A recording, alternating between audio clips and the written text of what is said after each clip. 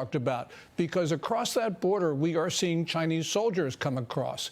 And really what we're talking about is China putting together the infrastructure in the U.S. to attack the U.S. So clearly we've got to secure that border, or we're going to be fighting on our own soil. Well, it's just incredible to me that this administration refuses to acknowledge all these Chinese nationals that are coming through the border. They're creating a little mini army, and I'm wondering what the point is here. Are they trying to put people in place, I'm talking about communist China, so that when and if Donald Trump wins, they can create havoc in the streets and become saboteurs, starting wildfires and propaganda?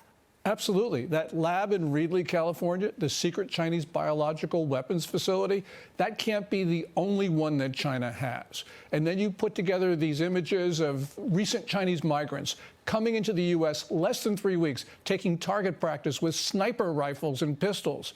So really what we have here is the makings of a Chinese army, not in China, but in the United States itself. And the Biden administration is not tracking these people. This is incredibly disturbing. And you said target. I know you just wrote a piece on this.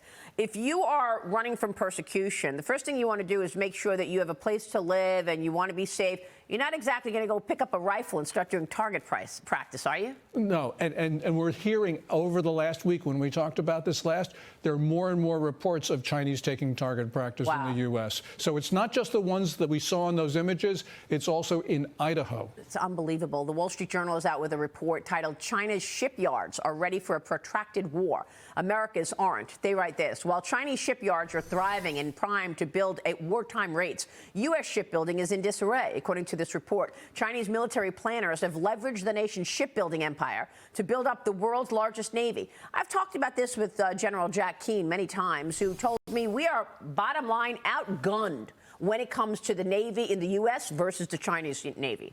Clearly, China has more ships than we do. You know, we say our ships are more capable, as the chief of naval operations said yesterday. But the point is, you know, when you have a lot of quantity, you can overwhelm quality. And really, this is a problem that's been decades in the making. But Biden doesn't seem to care about it because there is no push to really build American ships. You know, it's not just commercial ships, it's Navy ships as well. This is a problem because the Chinese can build ships like 300 times faster than we can.